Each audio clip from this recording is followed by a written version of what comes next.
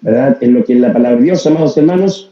Así es que, hermano Héctor, ya con nosotros el día de hoy, trae el mensaje de la palabra de Dios. Que Dios te bendiga, hermano. Estamos dispuestos, nuestros corazones, para escuchar la palabra. Hermano. Amén. Bueno, dando gracias a Dios por la oportunidad de ser un portador de su palabra, poder edificar a la iglesia con algo que viene de la mente y el corazón de Dios, ¿verdad? Dar gracias a Dios por eso. Es, por una parte, un honor, un privilegio, pero también una responsabilidad, porque cuando hablamos debemos hacerlo conforme a la palabra de Dios, como dice 1 de Pedro 4:11. Es una manera en que glorificamos a Dios cuando hablamos conforme a su palabra. Vamos a ver Efesios capítulo 2. En el capítulo 2 básicamente encontramos dos ideas, dos pasajes en ese capítulo, dos porciones. Vamos a tomar la primera, los primeros 10 versículos de Efesios capítulo 2. Aquí nos habla de la transición más brusca que podemos experimentar en nuestra vida. O sea, si hay una transición fuerte, brusca, trascendental, es esta. No hay otra. Efesios capítulo 2, versículo 1 al 10, lo voy a leer de corrido y después lo voy a ir compartiendo línea a línea con ustedes, ¿ya?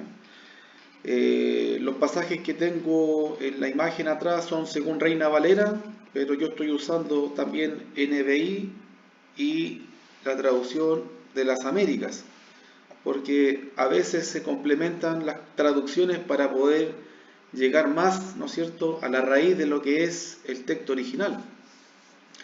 Y dice así, según Reina Valera, hablando de Jesús: y Él os dio vida a vosotros cuando estabais muertos en vuestros delitos y pecados, en los cuales anduvisteis en otro tiempo, siguiendo la corriente de este mundo, conforme al príncipe de la potestad del aire, el espíritu que ahora opera en los hijos de desobediencia, entre los cuales también todos nosotros vivimos en otro tiempo en los deseos de nuestra carne, haciendo la voluntad de la carne y de los pensamientos, y éramos por naturaleza hijos de ira, lo mismo que los demás.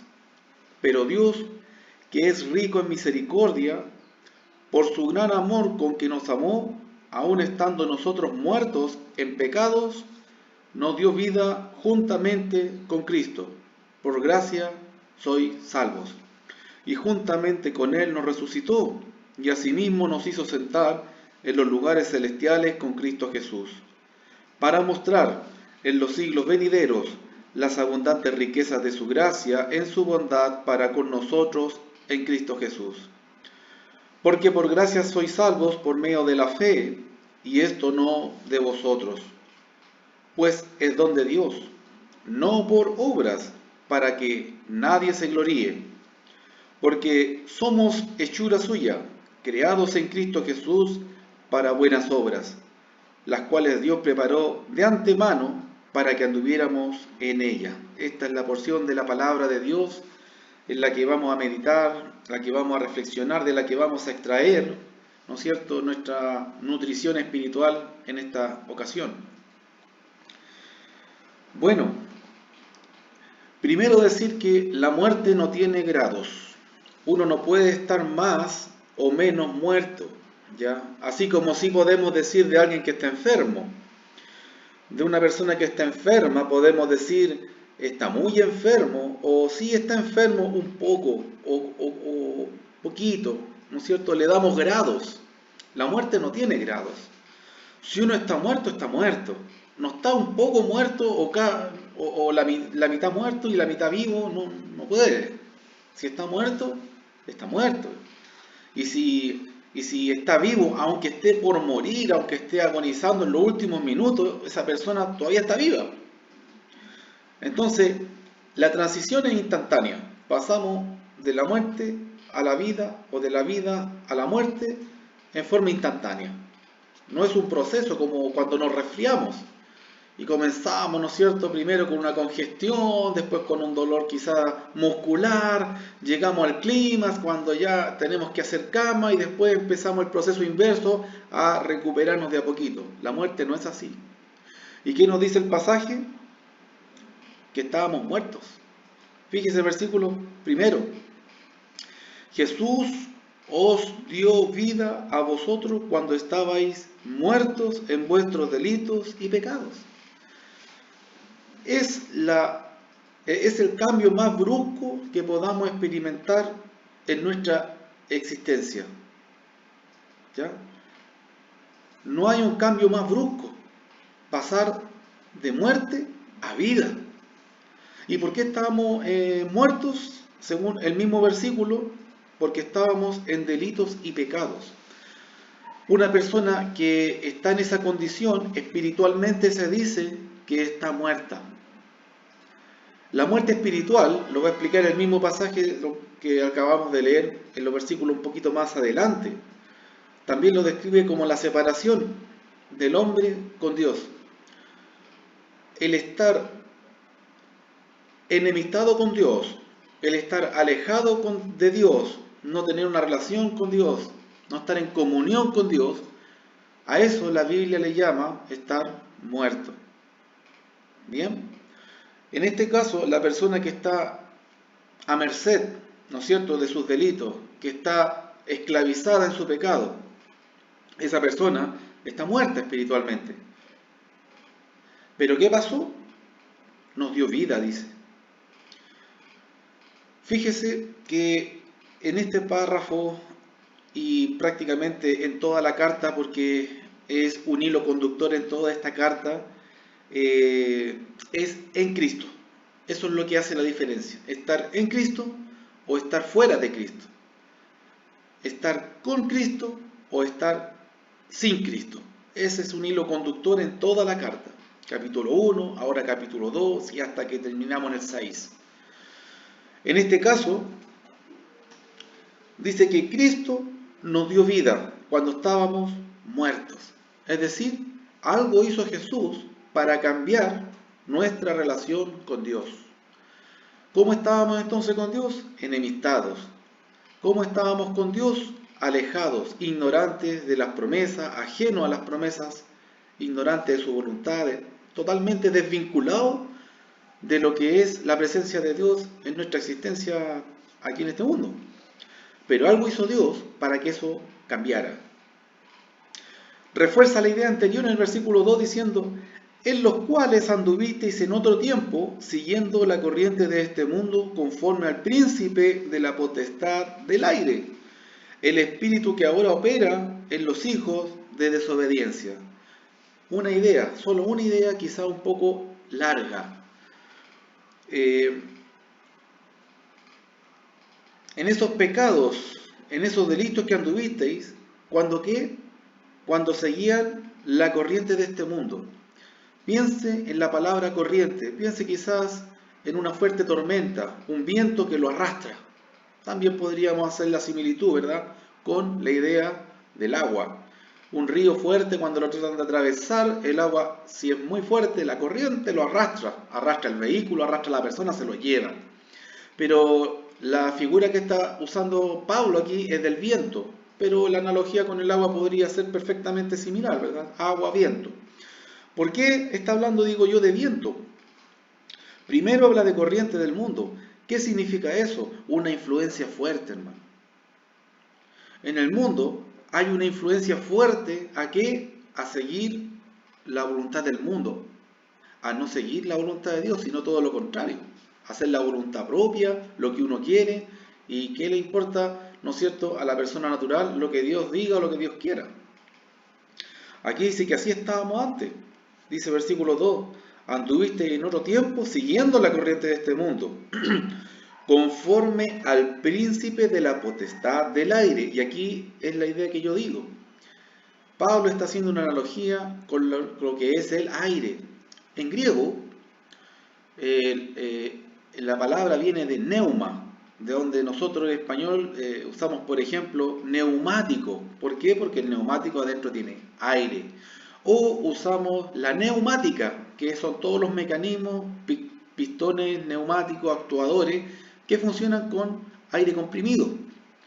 Y de ahí viene de neuma, con P, neuma. No se pronuncia la P, entonces es neuma. Viene de ahí. Y Pablo está tomando esa analogía del viento. ¿Y qué dice? Conforme al príncipe de la potestad del aire.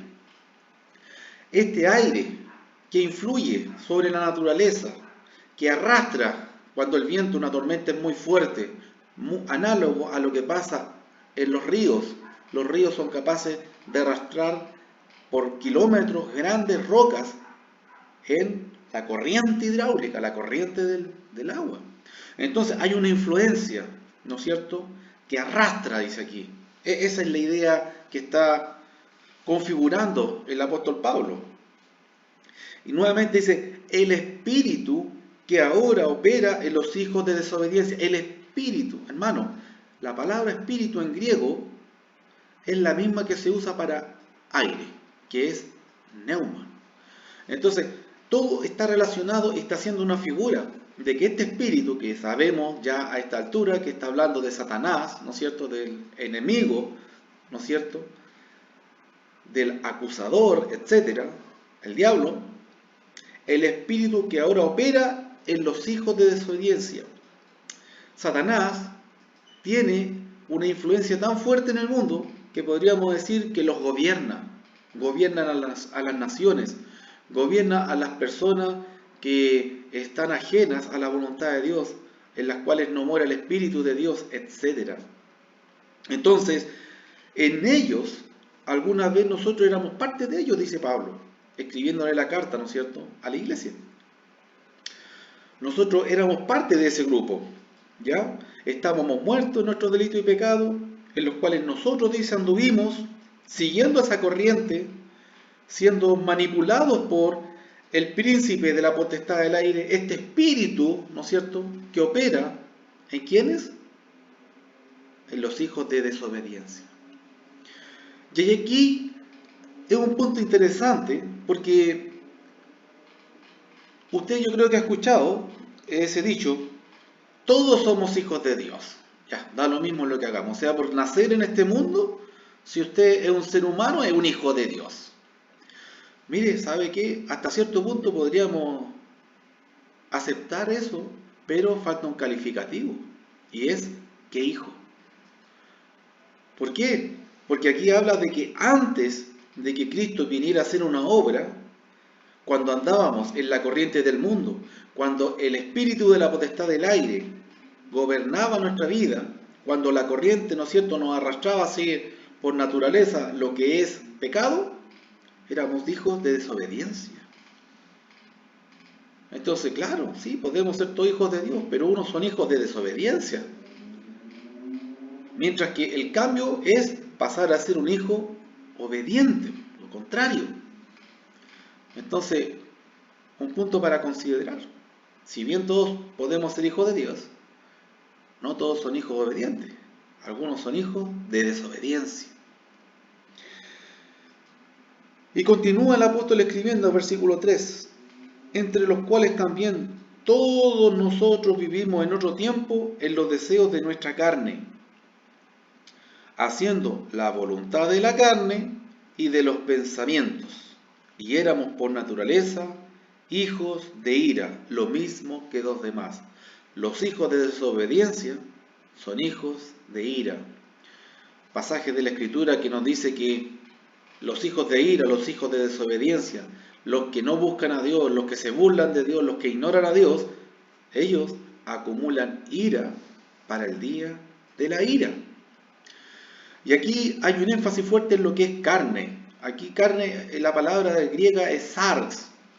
Sarx no tiene relación con literalmente la carne que vamos a comprar a la carnicería o que cocinamos, ¿no es cierto?, de vez en cuando, porque no todos los días comemos carne tampoco, sino que tiene relación con la parte pecaminosa, la naturaleza humana. A eso apunta la palabra carne. Aquí por ningún motivo, ¿no es cierto?, es un argumento vegano, no, nada que ver. Aquí estamos hablando de lo que es la naturaleza pecaminosa humana. Y para referirse a ella, la escritura es muy constante, es muy repetitiva en referirse a eso como los deseos de la carne, ¿ya? A veces habla de los deseos de los ojos, puede ser los deseos, como también aquí dice, de los pensamientos. Y dice que entre los cuales, o sea, entre esos hijos de desobediencia, estaban ellos que están recibiendo la carta, ellos estaban entre esos hijos de desobediencia. Incluso el mismo autor, que en este caso es el apóstol Pablo, se incluye como esos hijos de desobediencia, entre los cuales también todos nosotros vivimos en otro tiempo.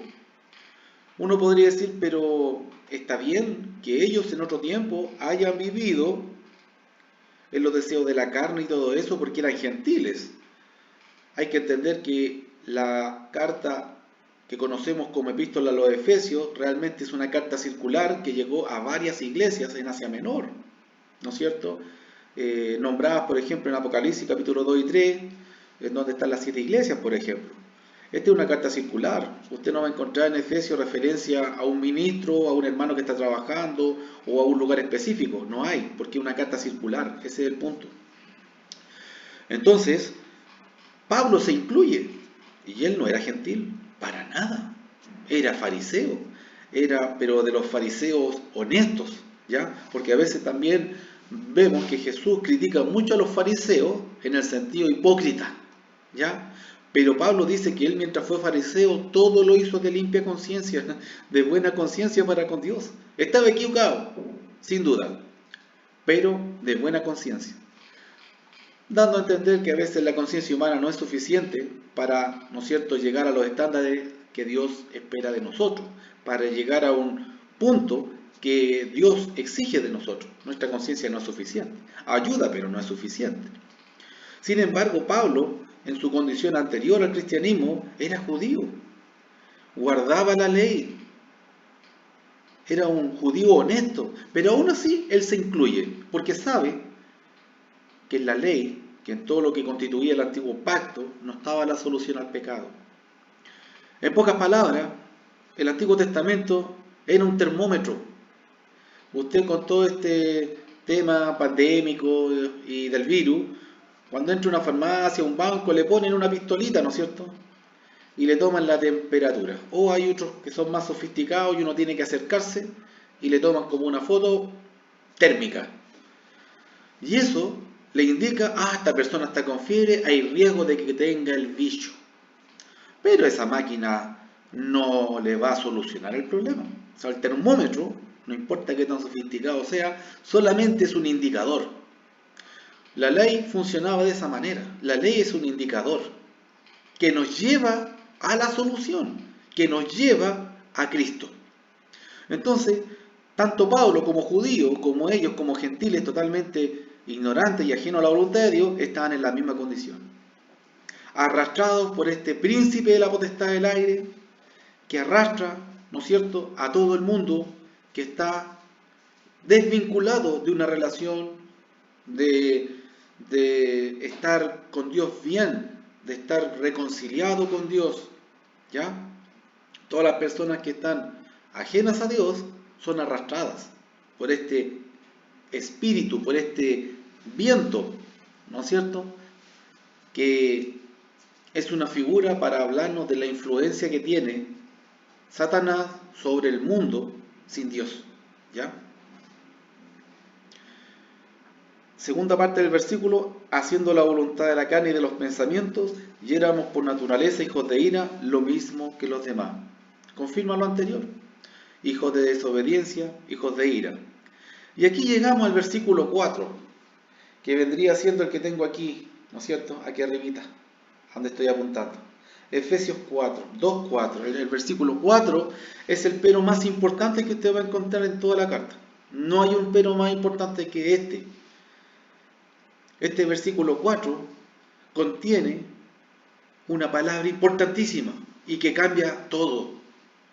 Y es la palabra pero. Ese pero es el pero más importante en el libro de Efesios. Y uno de los más importantes en la Biblia. En la Biblia. subraye este pero. No es cualquier pero, está lleno de pero la Biblia. A cada rato, pero, a cada rato. Pero este pero cambia el escenario anterior a uno totalmente favorable delante de Dios. Versículo 4. Pero Dios, es decir, ¿quién va a actuar? Dios. Ya vimos la condición del ser humano. ¿Y quién va a actuar? El Señor, el Todopoderoso. Pero Dios, que es rico en misericordia, por su gran amor con que nos amó, aun estando nosotros muertos en pecados, nos dio vida juntamente con Cristo. Por gracia soy salvo. Fíjese que está de alguna manera volviendo al primer versículo, al 1, ¿no es cierto? Dios, versículo 4, que es rico en misericordia. ¿Qué pasa si no fuera Dios misericordioso? Si Dios no tuviera un amor tan grande para amar, ¿no es cierto? Como cuando leemos Juan 3:16, de tal manera amó Dios al mundo que envió a su Hijo. O sea, de tal manera, una envergadura que no es medible, algo que es tremendo, ¿no es cierto? Si Dios no fuera así, misericordioso, si el amor misericordioso de Dios no obrara así, si Dios no fuera así, el humano no hubiera tenido ningún otro destino que seguir siendo un hijo de desobediencia y acumular ira para el día de la ira. Nunca hubiéramos pasado de esa muerte espiritual a una vida espiritual. Por eso es súper importante este versículo 4, esta palabra, pero cambia todo el escenario, porque Pablo va a explicar que esto Dios lo cambió. Ponga atención, Dios lo cambió. No lo cambió usted, no lo cambié yo, no lo cambiaron los apóstoles, no lo cambió la iglesia. Lo cambió Dios. ¿Por qué no lo cambió nadie más? Porque nadie más tenía el poder o la facultad para hacerlo. Versículo 4. Entendido, correcto. Versículo 5. Aun estando nosotros muertos en pecados, nos dio vida juntamente con Cristo. ¿Qué es la muerte espiritual? Estar separado de Dios. Usted puede ir a Isaías 59:2, por ejemplo. La mano de Dios no se ha debilitado para salvar, pero ¿qué pasa? Ustedes han hecho división entre yo y ustedes. ¿Por qué? Porque han puesto el pecado al medio. Entonces, el pecado es una pared de separación entre el hombre y Dios que no permite al hombre llegar a Dios. Y el hombre no es capaz de echarla abajo, no es capaz de derribar esa pared. El único para derribar la pared es Dios al otro lado. Porque el hombre cada vez la estuca y la hace más alta. Cada vez es peor el escenario del ser humano frente a Dios. Y Dios nos da vida juntamente con Cristo. ¿Cómo estábamos? Muertos. ¿Cómo vamos a estar ahora? Vivos. ¿Por qué? Porque si Dios nos da vida juntamente con Cristo, entonces ya no estamos muertos. Ahora estamos vivos. Pasamos de estar muertos a estar vivos. Recuerde, no hay grados. No estamos un poco menos muertos o un poco más vivos. No, estamos de muertos a vivos. Así como humanamente, terrenalmente, cuando una persona fallece y expira, pasa de vida, terrenalmente hablando, a muerte. Es un cambio, ¿no es cierto?, sin grados.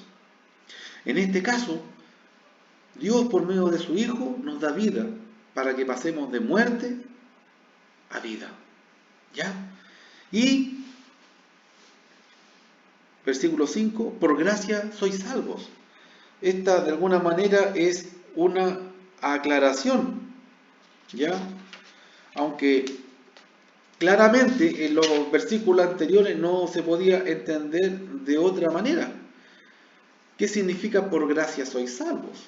Gracia de charisma en griego es gratuidad. Es algo que no ha sido comprado.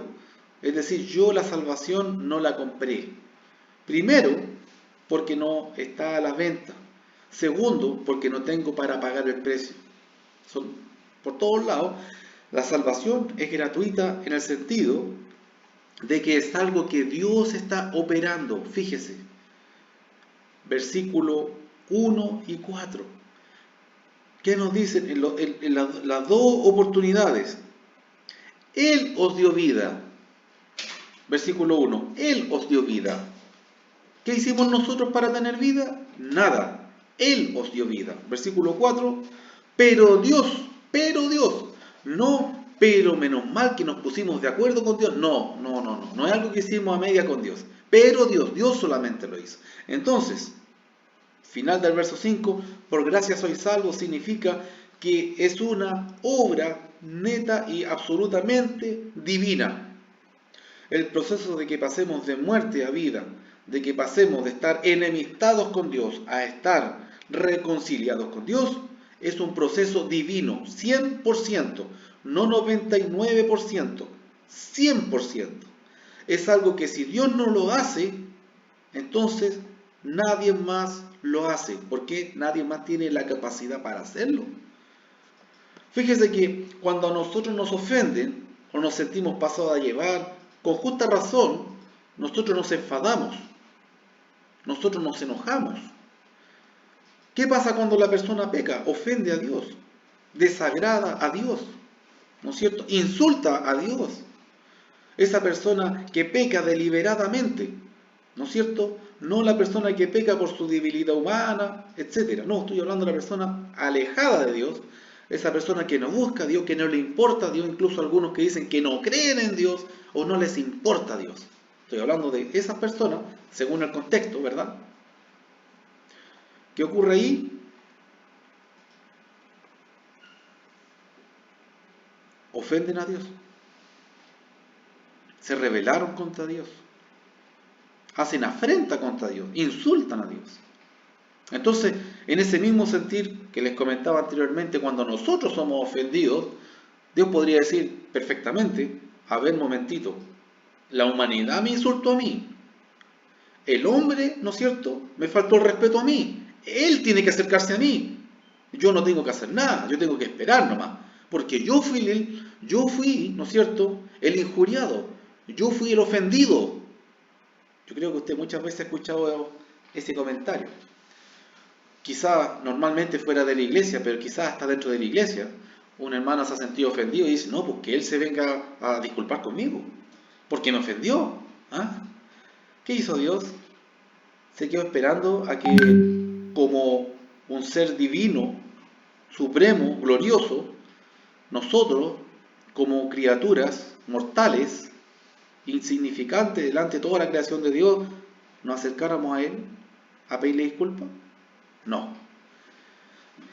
Porque Dios sabía que cada vez íbamos a estar más lejos. Cada vez la pared ya no iba a ser una hilera de ladrillo, iba a ser 2, 3 hileras de ladrillo. Ya no iban a ser 2 o 3 metros, iban a ser 4 o 5 metros. Ya a esta altura posiblemente tendría hasta un cerco eléctrico, no totalmente separado de Dios. Entonces Dios es el que hace la obra y Él reconcilia a la humanidad consigo mismo, habiendo sido Él el ofendido. Él se acerca al que lo ofendió. ¿Ve?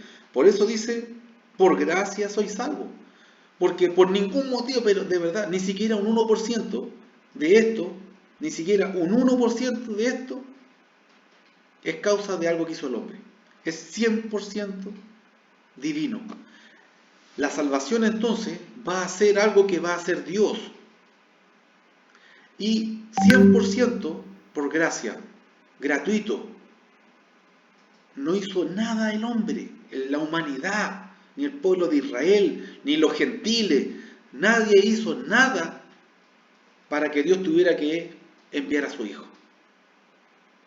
Dios no se sentó, ¿no es cierto?, en su trono de gloria a decir, bueno, dado que el ser humano hizo esto, me veo en la obligación o en el deber de... No, al contrario. Lo único que merecíamos era la muerte espiritual. Las consecuencias de la muerte, del pecado, es la muerte espiritual. Reiterados versículos de la Escritura lo enuncian, lo afirman, ¿no es cierto? Pero ¿qué quiere Dios? En contra de eso, por ejemplo, Romanos 6:23. ¿Qué quiere Dios? ¿Que el hombre muera? No. ¿Qué nos dice, por ejemplo, Pablo a través de lo que le escribe a Timoteo? O el mismo apóstol Pedro. Dios quiere que todos los hombres se salven. ¿Por qué? Porque es un amor misericordioso.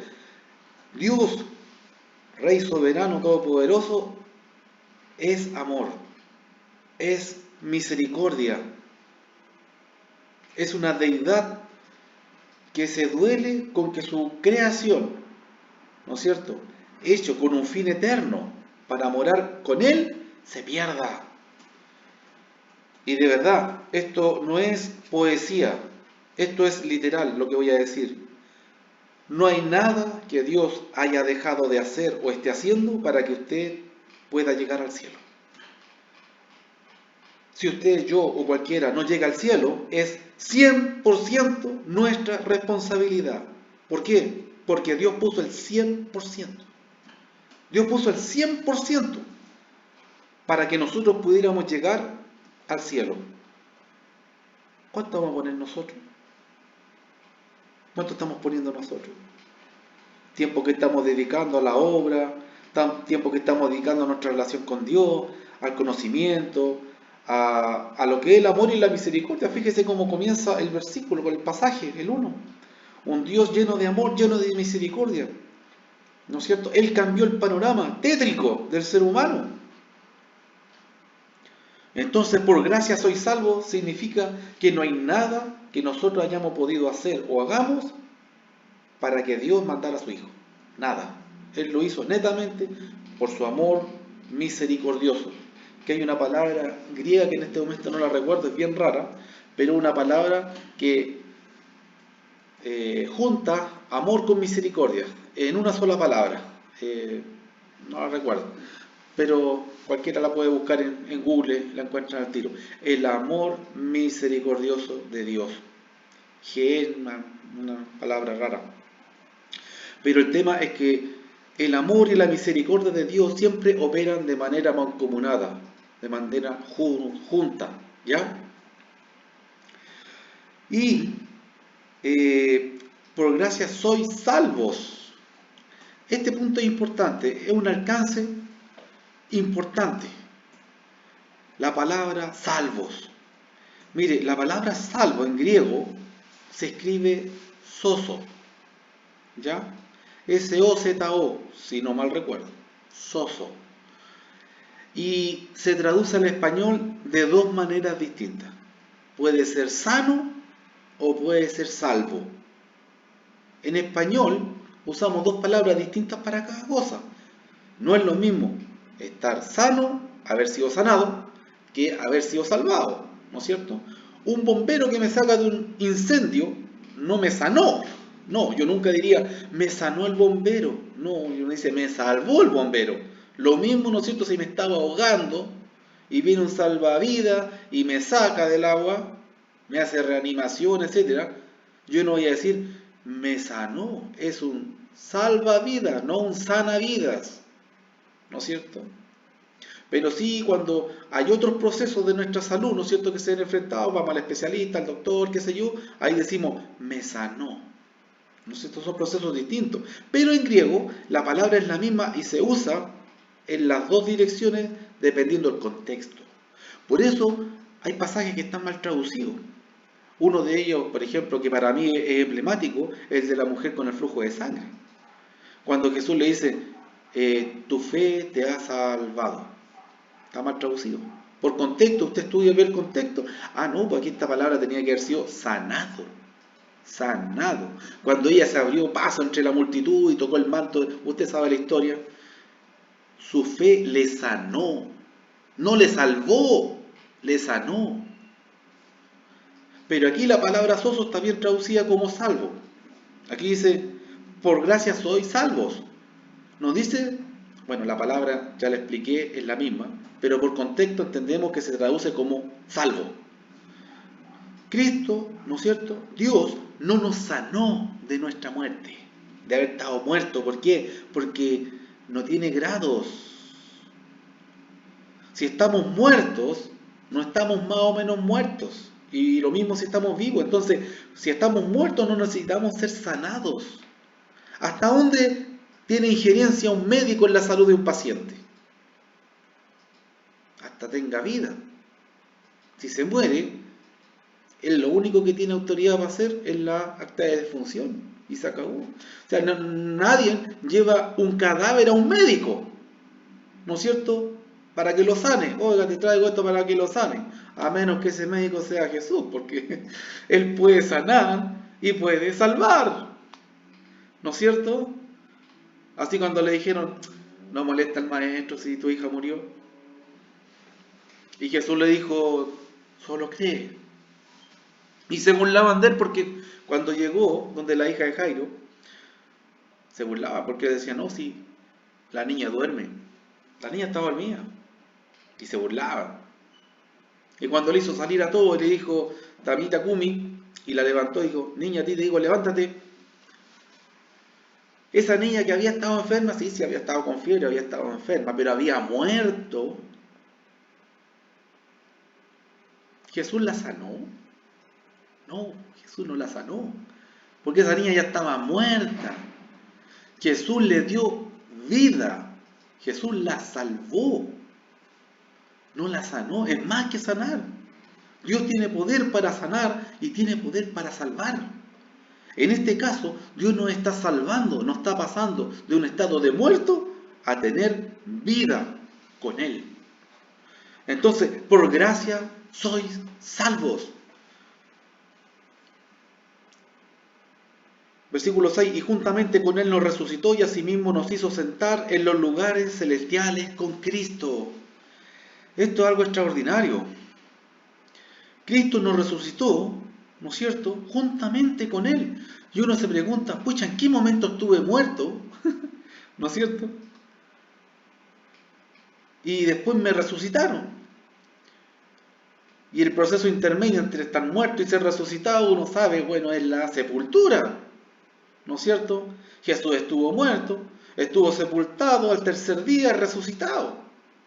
Lázaro estuvo muerto, estuvo 4 días, si no me equivoco, sepultado, da lo mismo los días que hubiera estado una semana, un mes, y Jesús le hubiera dicho, Lázaro, ven fuera, y hubiera salido caminando. Entonces hay un proceso de que una persona muere, la sepultan, pero es resucitada. Pero es resucitada. Aquí está hablando del Evangelio, hermano. Está hablando del poder de Dios para salvar, del Evangelio. Después de estar muerto nos da vida, nos resucita juntamente con Él, después de haber estado sepultado, obviamente, y nos hace sentar en los lugares celestiales con Cristo.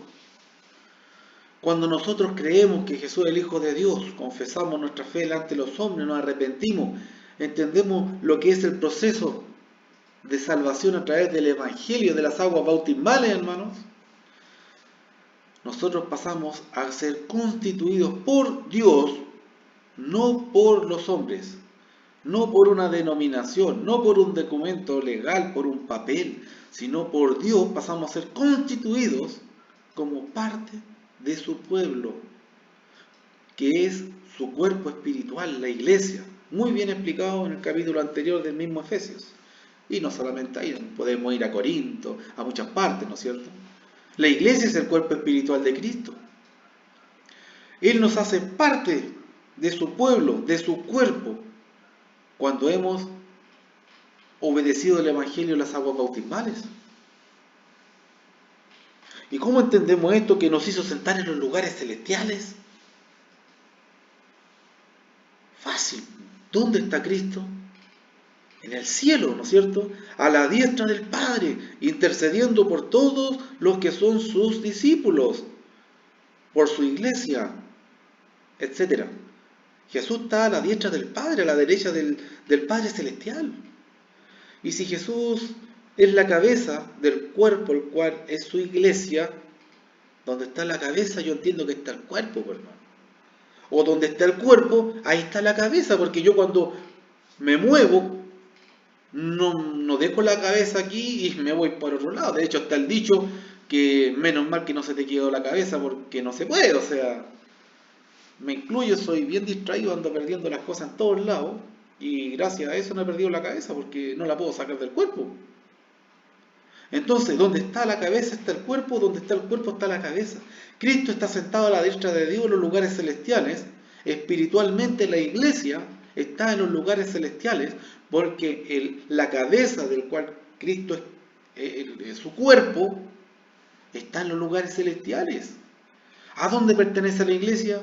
A los lugares celestiales, hermano. ¿La iglesia no pertenece a este mundo? No, porque a la iglesia se le promete incorrupción, vida eterna, morar eternamente con Dios.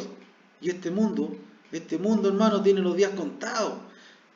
Va a llegar el día, dice la Escritura, explícitamente, en que todo esto va a ser deshecho. Te puede ir al capítulo 3 de 1 de Pedro, puede ir a Apocalipsis. Este mundo material, todo lo que vemos y lo que no vemos, porque este universo es inmenso, hermano. Son millones de años luz que tenemos que necesitaríamos para llegar quizás a otra galaxia nomás.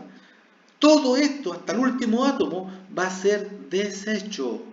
El proceso inverso de creación es deshacer. Deshacer. Dios hizo con su palabra y con la misma palabra, dice la Escritura, va a deshacer. ¿Y qué va a quedar? Nada, si alguna vez esto no existió. Entonces vamos a volver a donde mismo. Lo que alguna vez no era, fue, dice el autor de Hebreo, por la palabra de Dios. Pero por la misma palabra de Dios, lo que alguna vez fue hecho, va a ser deshecho. Y nosotros esperamos cielos nuevos, tierras nuevas. Nosotros, nuestra ciudadanía en los cielos, allá esperamos, ¿no es cierto? Entonces la iglesia no pertenece a este mundo. Pertenece a un mundo espiritual, a un mundo eterno, donde está Dios sentado a la diestra de su Padre. A donde está Dios con su Hijo, gobernando a su derecha. Y en este mundo tenemos la tercera personalidad divina, que es el Espíritu Santo, obrando en cada persona. Cada persona que no conoce a Dios, para que se vuelva a Dios, y en cada persona que ya lo ha conocido, para que continúe en ese camino. El Espíritu Santo está trabajando aquí directamente con cada persona en este mundo, hermano. Cristo está obrando, intercediendo entre este mundo terrenal y el espiritual. Cada parte de la divinidad cumpliendo una función específica para que al fin seamos salvos. Versículo 7, para mostrar en los siglos venideros las abundantes riquezas de su gracia en su bondad para con nosotros en Cristo Jesús. Dese cuenta el hilo conductor que le comentaba delante. Yo no he querido poner énfasis en eso para no enredar más, pero todo es en Cristo, en Cristo, en Cristo. Si no estamos en Cristo, nos estamos perdiendo de todo esto. Nos estamos perdiendo, ¿no es cierto?, de pasar de muerte a vida, de estar enemistados a estar reconciliados con Dios, nos estamos perdiendo las promesas celestiales, pertenecer a los lugares celestiales, nos estamos perdiendo todo. Lo que hace la diferencia es Cristo, estar con Él y en Él. Y nuevamente verso 8 repite, porque por gracia sois salvos por medio de la fe, y esto no de vosotros, pues es don de Dios. ¿Qué es el don de Dios? Dice, y esto no de vosotros. ¿Qué es esto? La salvación, hermano. La salvación es un don de Dios. Es un regalo que Dios ha hecho. Enviar a su Hijo a tomar forma humana, Él mismo, a pasar por un proceso de vejación, de tortura. ¿Para qué? Para que nosotros no pasáramos por ese proceso. El que no mereció el proceso, pasó por el proceso para que nosotros que lo merecíamos, no lo sufriéramos. Eso se entiende en el Antiguo Testamento como la sustitución, cuando llevaba, ¿no es cierto?, una víctima por el pecado. Dios aceptaba esa víctima para que la persona no tuviera que morir. Porque por si no lo sabía usted, si la persona no llevaba el animal, esa persona tenía que morir. Y moría el animal para que la persona no muriera. Y había todo un sistema religioso, ¿verdad?, estructurado por Dios, para que las personas que se dedicaban netamente al oficio religioso se alimentaran de esas víctimas, salvo ciertas, ¿no es cierto?, excepciones, en que no se podía tocar nada de la víctima, pero eran excepciones. En general, los sacerdotes consumían ese animal después de muerto no se botaba a la basura para nada, ¿no? Todo estaba dentro de una estructura perfecta que Dios había diseñado en el Antiguo Testamento. Y por medio de esa víctima, Dios estaba presentando que venía el Cordero que quita el pecado del mundo. O sea, una víctima que iba a morir, pero una vez para siempre, ya no se iba a tener que estar vez tras vez llevando una víctima para que muriera, sino que una vez para siempre.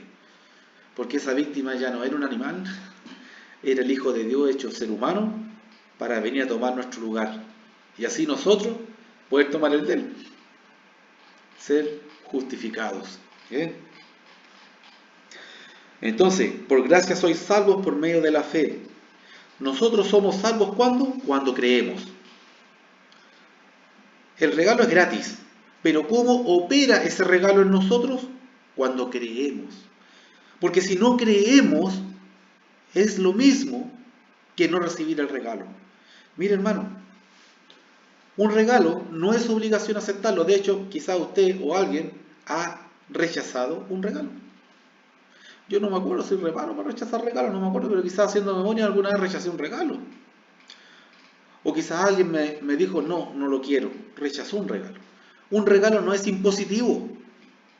La salvación es un regalo, pero no todos van a ser salvos. ¿Por qué? Porque no todos van a creer. Versículo 8. Porque por gracia sois salvos por medio de la fe. Este regalo se recibe por fe, no por obras. No es por lo que hagamos, es por lo que creamos. Por eso es importante creer la verdad. ¿Por qué tenemos que creer algo? Porque es la verdad. ¿Por qué tendríamos que creer algo que no es la verdad? Por eso nosotros somos cristianos, porque creemos a la verdad. Hay tantas religiones en el mundo, ¿basadas en qué, hermano? Idea humana. Incluso algunas que tienen apariencia de cristianidad, de la Biblia, y son solamente fachadas que enseñan cosas absurdas, falsedades, ¿no es cierto? ¿Por qué creer? ¿Por qué creer algo que no es la verdad? Yo tengo que creer algo que es la verdad, por eso uno cree, porque es verdad. Pero hay tanta superstición en este mundo, porque ni siquiera se le puede llamar fe a las religiones paganas en algunas oportunidades. Hay tanta alternativa humana para creer en tanta cosa, hermano. Pero sabemos que si no es por Cristo, nadie es salvo. Y hay abundancia. Juan 14:6, Hechos 4:12, por decir alguno. No hay otro nombre en que podamos ser salvos, dado a los hombres, no hay otro. No hay otro mediador por quien podamos llegar al Padre. Si no vamos por Él, no vamos a llegar al Padre. Jesús es exclusivo, no es la mejor alternativa. No es una opción más, no. Jesús es la opción para ser salvo. Y vamos a ser salvos cuando creamos. Qué importante, hermano, no olvidar nunca Juan 17:3, por ejemplo. Esta es la vida eterna, dice, que crean en ti y en quien has enviado, en Jesucristo. Imagínense, hermano, la vida eterna depende de creer en el que envió a Jesús y creer en el enviado, que es Jesús. En eso consiste la vida eterna. Pero ¿qué pasa con el que tiene un mal entendimiento de esto? Con esa persona que el Dios en el que cree o el Jesús que conoce no es el de la Biblia, por hermano. No es el Dios de verdad, no es el Jesús que está presentado en la palabra. ¿Qué va a pasar con él? La verdad, Dios no más sabe. Pero yo tengo certeza de que si yo creo en el Dios verdadero y el Jesús en el que estoy creyendo es el que está en la Biblia, tengo la certeza, la seguridad de que soy salvo. Y creer no es solamente algo intelectual. Ahora lo vamos a ver terminando en el versículo 10, ahí vamos a llegar. De hecho, aquí lo tengo, con letra más verdecita en el fondo de pantalla. Ahí está el versículo 10, vamos a llegar ahí. Pero tenemos que leer el 9. No por obras para que nadie se gloríe. Hermano, no hay ninguna obra de excelencia o buena, de servicio, no hay ninguna obra que hagamos por medio de la cual podamos decir, esto me hace merecedor de la entrada al cielo. O, como algunas teorías humanas también, de que, chuta, por algo malo que hicieron, hacen algo bueno y se sienten bien con ellos mismos, o sea, es como un equilibrio. No, no, para nada. No. Yo, por ejemplo, no le puedo decir al carabinero, oiga, sí, yo pasé una luz roja en la otra cuadra, pero fíjese que acá me detuve, entonces equilibré. ¿Qué cosa más bruta? Me van a pasar la infracción igual. Así opera el pecado. Yo no anulo el pecado con algo bueno. Entonces, en fin. Por gracia sois salvos por medio de la fe, y esto no de vosotros, pues es don de Dios, no por obras para que nadie se gloríe. Hermano, nosotros no hacemos buenas obras para ser salvos. Eso no significa que no hagamos buenas obras. ¿Ya? La palabra habla de la importancia de hacer buenas obras, de ser benévolos, de ser misericordiosos, de amar incluso al enemigo, de todo. O sea, la Biblia no niega de que tenemos que hacer buenas obras. De hecho, Santiago, que realmente es Jacob, pero lo conocemos como Santiago por la carta, dice que, bueno, si muéstrame tu fe sin obra y yo te voy a mostrar mi fe por mis obras. La fe no la vemos, pero sí vemos lo que hacen las personas. Y uno dice, bueno, uno hace lo que uno es, lo que uno cree. Entonces, si yo creo en Cristo y en el Padre, mis obras van a revelar, van a expresar esa fe, ¿no es cierto? Y al revés, por mucho que yo diga que crea en Dios, si las obras que yo hago van en contra de la voluntad de Él, me van a negar las obras, que soy cristiano, ¿no es cierto? Eso es. Pero por ningún motivo aquí dice que no hay necesidad de hacer obras. Aquí lo que dice es que por ninguna obra vamos a ser salvos. La fe no es una obra, no es una obra, justamente. Porque por eso somos salvos, por medio de la fe, ¿no es cierto? Y somos salvos, el regalo de Dios es gratis la salvación, pero por medio de la fe. Si no creemos en Jesús como el Hijo de Dios, si no aceptamos todo lo que es el mensaje de salvación en el Evangelio, no vamos a ser salvos. Pero aún cuando seamos salvos por medio del regalo de la salvación en la fe en Cristo, no importa la obra que yo haga, por ninguna obra yo voy a ser salvo. Por ninguna obra yo voy a ser salvo. Fíjese lo que dice el versículo 10. Me voy a hacer un poquito para acá. Está ahí en el fondo, Reina Valera, usted lo puede leer en cualquier parte. ¿Qué dice? Porque somos hechura suya, creados en Cristo Jesús para buenas obras, las cuales Dios preparó de antemano para que anduviéramos en ellas. Un versículo concluyente al mensaje, hermano. Somos hechura suya, creados en Cristo Jesús. Está hablando a los que ya son cristianos. Está hablando a los que ya obedecieron el Evangelio en las aguas bautismales. Está hablando a los que perseveran en bien hacer. Está hablando a los hijos obedientes. A los que alguna vez fueron hijos de desobediencia, pero que ahora son hijos obedientes. A los que alguna vez fueron hijos de ira, pero ahora todo lo contrario. Son hijos reconciliados con el Padre, que aman al Padre y el Padre los ama a ellos, etc. ¿Y qué dice la Escritura en el versículo 10? Somos hechura suya, creados en Cristo Jesús para buenas obras. Nosotros hemos sido creados para buenas obras. Hay un propósito de llegar a ser un hijo de Dios, de llegar a ser cristiano, recibir la adopción divina. Hay un propósito de estar aquí mientras esperamos las promesas, la esperanza de una herencia incorruptible, eterna y gloriosa que nos espera, ¿no es cierto?, en el más allá, junto a Dios. Y es buenas obras